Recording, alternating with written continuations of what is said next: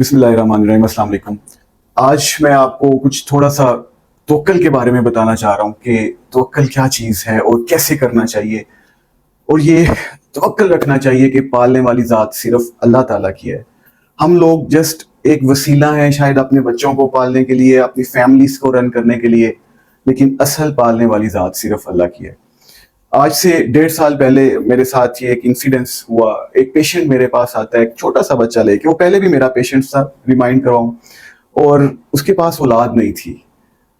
15 साल से वो ट्रीटमेंट्स ले रहा था, लेकिन अल्लाह ताला उसको औलाद से नहीं नवाजा था।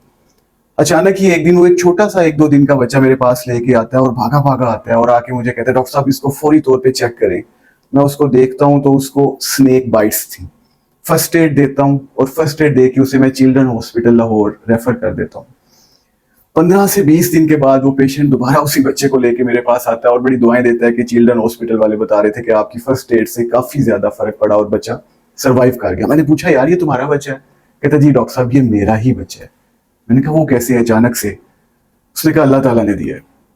हुआ कुछ ऐसे कि वो उस पेशेंट जो था उसकी जमीनें थी, 50+ उसकी एज पेशेंट की, उसकी जमीनें थी और उसने भैंसें रखी हुई थी तकरीबन 70 के राउंड अबाउट, फाइनेंशियली बहुत वेल बीइंग। तो कहता है, रात को मैं अपने जानवरों को देखने खेतों में गया तो वहां पे मुझे रोने की आवाज आई, जैसे कोई बच्चा रो रहा होता है। मैंने सर्च आउट किया तो वहां पे खेतों में कोई बच्चे को कपड़े में लपेट के चला गया। उसके पास स्नेक था जिसने उसे बाइट भी किया। उस बच्चे को उस पेशेंट ने उठाया और वो ले आया। फिर उसके बाद आगे चिल्ड्रन हॉस्पिटल वाला प्रोसेस। अब वो बच्चा जिसे एक पर्सन खेतों में छोड़ आया था कि शायद इसे कोई खा जाएगा, कोई उठा के ले जाएगा, लेकिन अल्लाह की जात ने उसे पालना था, उसे नवाजना था। तो अब वो बच्चा उस पेशेंट के पास है जिसकी वो जमीनें थी और इतनी ज्यादा जायदाद का मालिक है और शायद इतनी अच्छी परवरिश वो पा रहा है, इतनी अच्छी उसको फैसिलिटीज अब वो अवेल कर रहा है जो कि शायद उसके ओरिजिनल पेरेंट्स भी उसको ना दे पाते।